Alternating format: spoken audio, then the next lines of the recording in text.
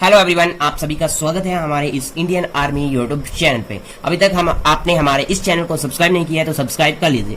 तो आज हम करेंगे इंडियन आर्मी का जनरल ड्यूटी का साइंस वाला लेक्चर, जिसको आप हिंदी में बोलते हैं विज्ञान। तो ये विज्ञान आज हम करेंगे, बिल्कुल सिस्टेमेटिक करेंगे।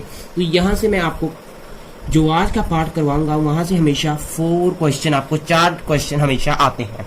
तो पहली बात, जो मैंने आपको प्रीवियस पार्ट करवाया था वहां पे मैंने आपको एटॉमिक नंबर्स के बारे में बताया हुआ था, एटॉमिक नंबर्स के बारे में। तो आपको अगर आप जनरल ड्यूटी की है तो 20 तक आपको एटलीस्ट याद रखने होंगे। अगर 30 तक कर लेंगे तो बहुत ही अच्छा है। तो वहां पे आपको ट्रिक भी बताया गया था। तो एटॉमिक नंबर आपने 20 तक याद रखनी है, या आप मेरी उन वीडियो को देख सकते हैं जिसका लिंक मैं आपको डिस्क्रिप्शन बॉक्स में दे दूंगा।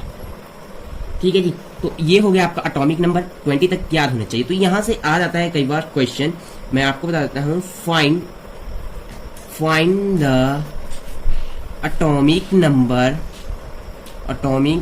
Number and mass number. कई बार ये क्वेश्चन पूछा गया है, हिंदी में मेरे को पता नहीं है, आप खुद ट्रांसलेट कर लीजिएगा। एटॉमिक नंबर और एक मास नंबर। तो एटॉमिक नंबर जैसे कि आपके पास एक दिया होगा, जैसे कि यहाँ पे C है, तो यहाँ पे आपका 12 लिखा हुआ है, यहाँ पे 6 लिखा हुआ है। मैंने हर एक बार आपको एक चीज बताई हुई थी कि जब कभी भी ये आपका Z मैंने ऐसे ही मान लिया, कोई भी फंक्शन है, तो जो ऊपर वाली चीज होती है वो हमेशा एटॉमिक मास नंबर रिप्रेजेंट करेगी और नीचे वाली हमेशा एटॉमिक नंबर रिप्रेजेंट करेगी। कई बार ये क्वेश्चन बहुत बार पूछा गया और यहाँ पे कई कंफ्यूज ही रहते हैं। तो यहाँ पे जी आपको जो पता होना चाहिए कि आपका यहाँ पे एटॉमिक मास क्या है। तो वहां पे ऑप्शन है, यहाँ पे ए इस तरीके से दी जाएगी, कई बार इस तरीके से भी दी जाती है। यहाँ पे कंफ्यूजन हो जाता है आपको 6,12 कि एटॉमिक नहीं, पहले मास आएगा फिर नंबर आएगा। तो इसकी जो करेक्ट ऑप्शन होगी वो फर्स्ट होगी। तो इस तरीके से ये क्वेश्चन भी कई बार आ चुका है। तो आपको ऐसे क्वेश्चंस को याद रखने की बहुत ज्यादा जरूरत है। तो ये आपका हो गया फर्स्ट क्वेश्चन। तो अब सेकंड क्वेश्चन आ जाता है कई बार विज्ञान का, मैं बता रहा हूँ, चाहे आप एसएसबी की तैयारी कर रहे हो या आईटीबीपी या इंडियन आर्मी की। तो ये क्वेश्चन हमेशा पूछे ही जाते हैं। इलेक्ट्रॉनिक कॉन्फ़िगरेशन, अगर आप नॉन मेडिकल के स्टूडेंट तब आपको पता ही होगा इलेक्ट्रॉनिक कॉन्फ़िगरेशन। अब टेक्निकल वालों के लिए ये थोड़ी सी डिफिकल्ट रहेगी, लेकिन आप जीडी के लिए तो अब ये इजी रहेगी।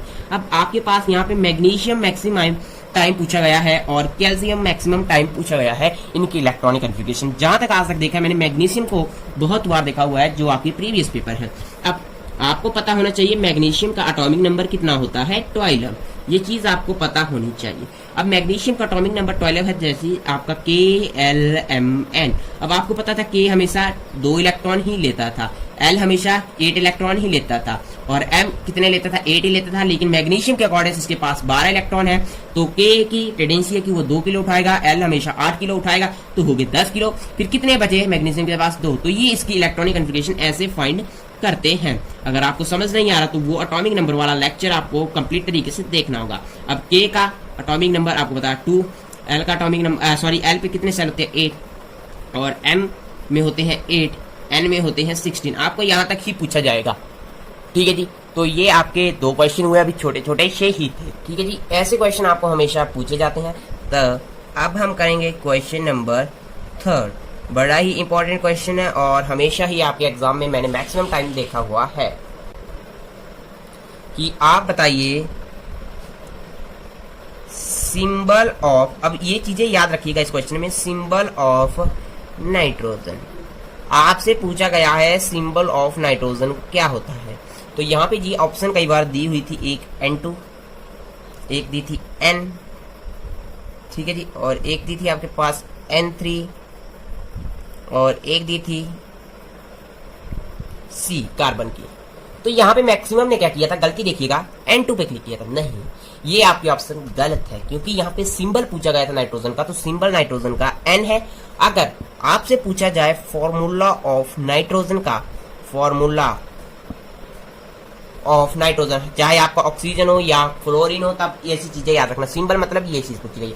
अगर फॉर्मूला पूछा गया हो तब आप N2 के ऊपर क्लिक करेंगे। ये भी आपकी बड़ी मिस्टेक रहती है और एग्जाम में यहाँ पे आपको क्वेश्चन आते हैं और वहां पे सोचने का टाइम नहीं होता। यहाँ पे जितना मर्जी सोच लीजिए, वहाँ पे तो केवल आपको करना ही करना है। और मैं आपको बात बताऊँ, जैसे आपकी SSB होती है, सशस्त्र सीमा बल, वहाँ पे ऐसे क्वेश्चन डेफिनेट आते हैं। इंडियन आर्मी में ये और ये मैंने मैक्सिमम टाइम देखे गए हैं, और ITBP में भी यहाँ से इंपॉर्टेंट क्वेश्चन है।